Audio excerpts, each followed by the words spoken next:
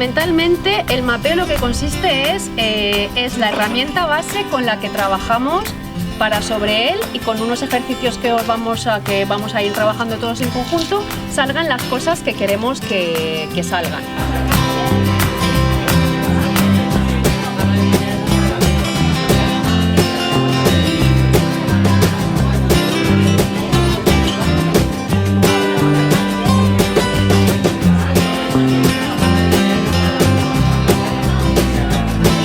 El tema del mapeo aquí en Grauvell es mucho más diferente porque es un territorio con digamos, menos urbanizado, menos urbanismo, pero con una gran carga patrimonial.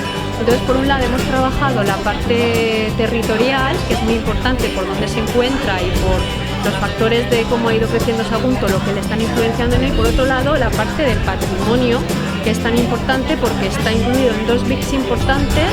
Uno es el de los yacimientos arqueológicos, tanto a nivel de territorio como a nivel de lo que es ya dentro de lo que es el mar o la playa.